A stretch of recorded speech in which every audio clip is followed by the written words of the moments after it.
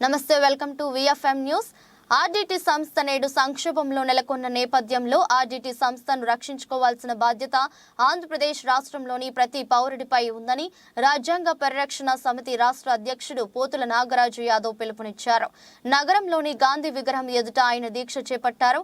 ఈ సందర్భంగా ఆయన మీడియాతో మాట్లాడుతూ 1969వ సంవత్సరంలో ఆర్డీటీ సంస్థ అనంతపురం జిల్లాలో స్థాపించబడిందని, ఎంతో మందికి విద్య, వైద్య, క్రీడాకారంగా చేయూతను అందించిందని తెలిపారు. నేడు సంక్షోభంలో ఉన్న నేపథ్యంలో ఆదుకోవాల్సిన బాధ్యత ప్రజలందరిపై ఉందని పిలుపునిచ్చారు. ఈ కార్యక్రమంలో ఎస్సీ ఎస్టీ సంఘాల జేఏసీ రాష్ట్ర అధ్యక్షుడు సాకే హరి, మాజీ మున్సిపల్ చైర్మన్ నూర్ మహమ్మద్, వాల్మీకి సంఘం చంద్రచెర్ల వారి, ఏఎం రాష్ట్ర కన్వీనర్ పుల్లయ్య, ఆశ్రయ సంస్థ కృష్ణారెడ్డి, ఎన్ఎస్యుఐ నరేష్, ఆర్పీఎస్ ఉజ్వల్, మాల మహానాడు గంగాధర్ రామకృష్ణ తదితరులు పాల్గొన్నారు. అనంతపూర్ జిల్లా రాయలసీమ కరువు పరిస్థితుల్ని అధ్యయనం చేసి ఈ ప్రాంతంలో ఉన్నటువంటి పేదరిక నిర్మూలన కోసం ఏర్పాటైనటువంటి 1969లో స్పెయిన్ నుంచి ఒక సాధారణ పౌరుడిగా భారతదేశానికి వచ్చి భారతదేశంలో అత్యంత కరువు కాటకాలకు నిలయమైనటువంటి అనంతపూర్ జిల్లాలో రూరల్ డెవలప్మెంట్ ట్రస్ట్ను ఏర్పాటు చేసి ఇప్పటి వరకు లక్షలాది కుటుంబాలకు విద్య, వైద్యము, వ్యవసాయ రంగంలోనూ, ఉపాధి, అన్ని రంగాల్లో రాష్ట్ర కేంద్ర ప్రభుత్వాలు ఏ విధంగా సర్వీసెస్ అందిస్తున్నాయో అంతకంటే quality of education, quality of health, పౌరుల యొక్క జీవన ప్రమాణాలు మెరుగుపరచడానికి ఏర్పాటైనటువంటి రూరల్ డెవలప్మెంట్ ట్రస్టు ఈరోజు సంక్షోభంలోకి వెళ్ళబోతూ ఉంది. దాన్ని కాపాడుకునేటువంటి బాధ్యతను ఆంధ్రప్రదేశ్లో ఉన్నటువంటి ప్రతి పౌరునికి, తెలుగు మాట్లాడేటువంటి ప్రతి పౌరునికి రూరల్ డెవలప్మెంట్ సేవా కార్యక్రమాలు నచ్చినటువంటి వ్యక్తులు కావచ్చు, రూరల్ డెవలప్మెంట్ ట్రస్ట్ ద్వారా లబ్ధి పొందినటువంటి వ్యక్తులు కావచ్చు, లేదు వారు ఈ సమాజానికి అవసరమని భావించినటువంటి ఏ వ్యక్తి అయినా ఈరోజు రూరల్ డెవలప్మెంట్ ట్రస్టుకి సంఘీభావం ప్రకటించాలా. అలాంటి వ్యక్తుల్లో ఒకరిగా ఈరోజు డాక్టర్ పోతుల నాగరాజు రాజ్యాంగ పరిరక్షణ సమితి ద్వారా ఆ సంస్థకు సంఘీభావం తెలపడానికి, వాటితో పాటు ఈరోజు ఇక్కడ ఇచ్చేసినటువంటి మిత్ర బృందం, అన్ని రాజకీయ పార్టీలని ఆహ్వానించాం, మీడియా మిత్రుల్ని ఆహ్వానించాం. ఎందుకంటే వాస్తవం, దేశంలో భారతీయ జనతా పార్టీ వచ్చిన తర్వాత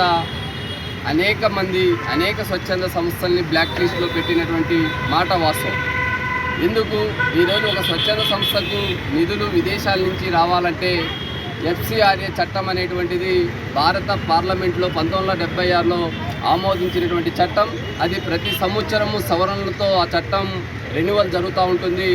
ఆ రెన్యువల్ అయితేనే ఆ స్వచ్ఛంద సంస్థలకు విదేశాల నుంచి ఇక్కడ వారు చేపట్టేటువంటి సేవా కార్యక్రమాలను దృష్టిలో పెట్టుకొని హెల్త్ కావచ్చు, ఎడ్యుకేషన్ కావచ్చు, పర్యావరణానికి సంబంధించినటువంటి ఎకాలజీ కావచ్చు, అదేవిధంగా పేదరిక నిర్మూలనకు, మహిళల యొక్క స్వయం ఉత్పత్తికి ఉపయోగపడేటువంటి అభివృద్ధి కార్యక్రమం. అలాంటి కార్యక్రమాల్లో ఈరోజు రూరల్ డెవలప్మెంట్ ట్రస్ట్ చేపడుతున్నటువంటి ఎడ్యుకేషన్ పరంగా, హెల్త్ పరంగా 3 గ్రామీణ ఆసుపత్రులను ఏర్పాటు చేసి వేలాది మంది విద్యార్థులకు గ్రామీణ ప్రాంతాల్లో విన్సెంట్ ఫెర్రర్ పేరుతో స్కూళ్ళను ఏర్పాటు చేసి, అదేవిధంగా మానసిక వికలాంగుల్ని, ఫిజికల్ ఛాలెంజ్ వికలాంగులకు వారు అందిస్తున్నటువంటి సేవల్ని కళ్ళకు కట్టినట్లు మనకు కనిపిస్తూ ఉన్నాయి.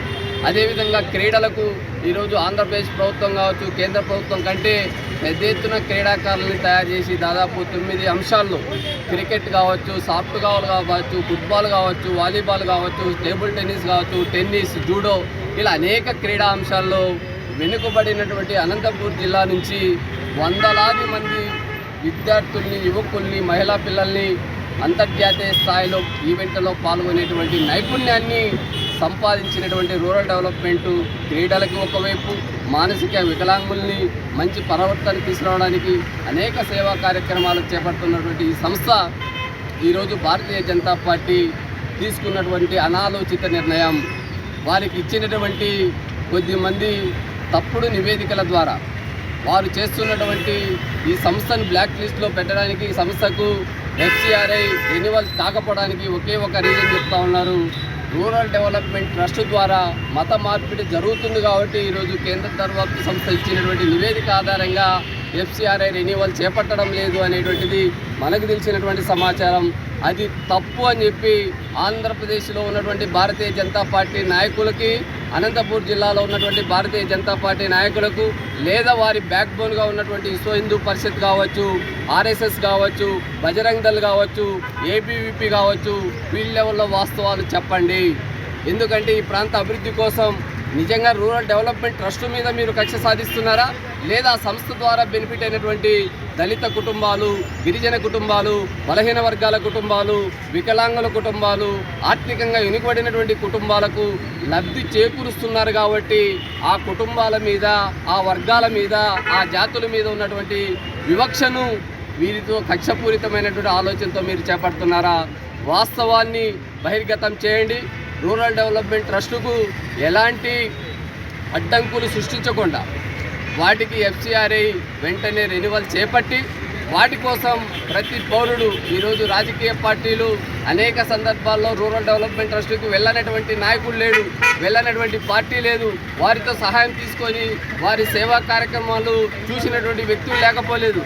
కానీ ఈరోజు ఎన్నికల ముందు ఎందుకు రాజకీయ పార్టీ నాయకులు రూరల్ డెవలప్మెంట్ ట్రస్టుల గురించి ప్రొటెక్ట్ చేయలేకపోతున్నారు? మీ మాదిరి వాళ్ళు రాష్ట్ర ప్రభుత్వం నిధుల్ని కొలగొట్టలేదు, మీ మాదిరి కేంద్ర ప్రభుత్వం నిధులు కొలగొట్టలేదు. మీరు ఈరోజు ఆ సంస్థ విదేశాల నుంచి వచ్చేటువంటి నిధుల్ని కాపాడేటువంటి బాధ్యతను అనంతపూర్ జిల్లా, రాయలసీమ జిల్లా, తెలుగు రాష్ట్రాల్లో 3500 గ్రామాలని కాపాడే బాధ్యతను వారు చేపట్టారు. వారికి అండగా నిలవాలని చెప్పి మిమ్మల్ని అందరినీ మీడియా ద్వారా, రాజకీయ పార్టీల నాయకుల్ని, ప్రజా సంఘాలని, కుల సంఘాలని, మీడియా మిత్రుల్ని విజ్ఞప్తి చేస్తున్నాం. దీనిని ప్రతి పౌరుడు, ఈరోజు రూరల్ డెవలప్మెంట్ ద్వారా ఎదిగినటువంటి, విదేశాల్లో సెటిల్ అయినటువంటి యువకులు కావచ్చు, వ్యక్తులు కావచ్చు, లేదా వారి సేవా కార్యక్రమాలు గుర్తించినటువంటి వారు కావచ్చు, సోషల్ మీడియా ద్వారా మీకున్నటువంటి అన్ని ప్లాట్ఫామ్స్ను ఉపయోగించి కేంద్ర ప్రభుత్వం దృష్టికి తీసుకెళ్లే విధంగా రూరల్ డెవలప్మెంట్ ట్రస్టుకు ఎఫ్సిఆర్ఏని వెంటనే రెన్యువల్ అయ్యే విధంగా మనమందరం అండగా నిలబడాలని చెప్పి ఆ కార్యక్రమంలో భాగంగా ఈరోజు మహాత్మా గాంధీ ఆశయానికి, మహాత్మా గాంధీ అహింసా మార్గం ద్వారా ఈరోజు విదేశీ నిధులు భారతదేశ అభివృద్ధి కోసం ఏ విధంగా ఉపయోగపడాలో చెప్పినటువంటి మహనీయుని యొక్క ఆదేశాలకు, వాటిని భారత రాజ్యాంగంలో పొందవచ్చినటువంటి డాక్టర్ బిఆర్ అంబేద్కర్ స్ఫూర్తిగా తీసుకొని శాంతియుత మార్గంలో వాస్తవాల్ని ప్రజలకు తెలియజేసేటువంటి అజెండాలో భాగంగా, సంఘీభావంగా ఈరోజు దీక్ష కూర్చోబోతున్నాం. వాటికి మీ అందరి సహకారం, పోలీసుల సహకారం కూడా కావాలని అభ్యర్థిస్తూ, ఎందుకంటే ఎన్నికల నిబంధనలు ఉన్నాయి కాబట్టి పోలీసులు 1 గంట మాత్రమే అనుమతించడం జరిగింది. అంటే ఆపద్ బాంధవుడే ఫాదర్ విన్సెంట్ ఫెర్రర్ అని చెప్పేసి, మరి ఆ ఫాదర్ విన్సెంట్ ఫెర్రర్ 1969లో ఈ అనంతపూర్ జిల్లాలోని పేదరిక నిర్మూలన కోసం ముఖ్యంగా ఎస్సీ ఎస్టీ వర్గాలను చైతన్యపరచాలి, వాళ్ళని ఆర్థికంగా, విద్యాపరంగా, ఆరోగ్యపరంగా అన్ని రంగాల్లోనూ ముందుకు తీసుకురావాలన్నటువంటి ఒక పట్టుదలతో ఫాదర్ విన్సెంట్ ఫెర్రర్ ఈ జిల్లాకు రావడం, ఈ జిల్లాకు వచ్చిన తర్వాత ఆయన కాలి బాటన అప్పట్లోనే ఈ జిల్లా నలుమూలలా తిరుగుతూ ఎక్కడెక్కడ దళిత గిరిజనులు అనేటోళ్ళు వెలివేయబడ్డారు, పేదరికంలో మగ్గిపోతున్నారు, అమాయకత్వంతోనూ అనాలోచితంగా జీవిస్తున్నారని చెప్పేసి ఆయన అధ్యయనం చేసిన తర్వాత ఆర్డిటి ద్వారా విదేశాల నుంచి నిధులు స్వీకరించి ఇక్కడ వచ్చి ఆయన 10 సంవత్సరాల పాటు ఆయన సేవలు చేయడం జరిగింది. ఆయన బాటలోనే నేను కూడా ఉంటానని చెప్పేసి అన్నే ఫెర్రర్ గారు కూడా ఈ పేద ప్రజల కోసం నిరంతరం చేయడం జరిగింది.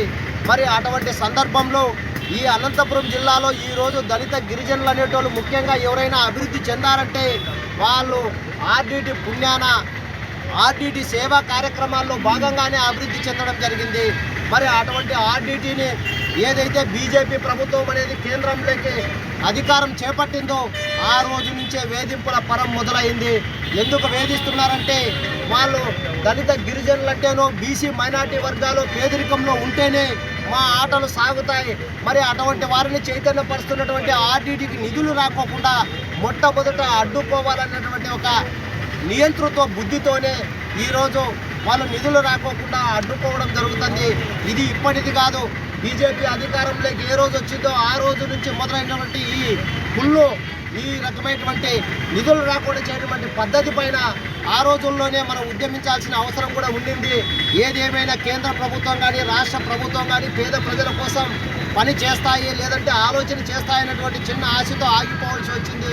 ఇప్పటికైనా అనంతపూర్ జిల్లాలో ఎవరైతే ఆర్డీటీ నుంచి అన్ని రకాల ప్రజలు లబ్ధి చేకూరారో వాళ్ళంతా కూడా ఆర్డీటీని కాపాడుకోవాల్సిన అవసరం కూడా ఆసన్నమైందని చెప్పి తెలియజేసుకుంటూ మరి ఇదే ఆర్డీటీ కూడా నల్లమల ఫారెస్టులో చెంచు వర్గాల్ని అంటే సమాజానికో లేకుంటే మైదాన ప్రాంతాలకి ఏమాత్రం సంబంధం లేకోకుండా అడవిని నమ్ముకొని అడవి మనుషులుగా జీవిస్తున్నటువంటి అటువంటి వారిలో కూడా పరివర్తన తీసుకొచ్చి నాగరికత నేర్పినటువంటి ఇంత గొప్ప ఆర్డీటీని ఈ నిధులు రాకోకుండా అడ్డుకోవడం అనేది చాలా దుర్మార్గంగా భావిస్తూ రాజ్యాంగ పరిరక్షణ సమితి ఆర్డీటీకి నిధుల కోసం చేసే పోరాటంలో కానీ లేకుంటే ఆర్డీటీకి పెట్టే ఇబ్బందులు పనిచేసే పోరాటాల్లో దళిత గిరిజన సంఘాల జేఏసీగా మేము ప్రత్యక్షంగా పాల్గొంటామని చెప్పి తెలియజేస్తున్నాం.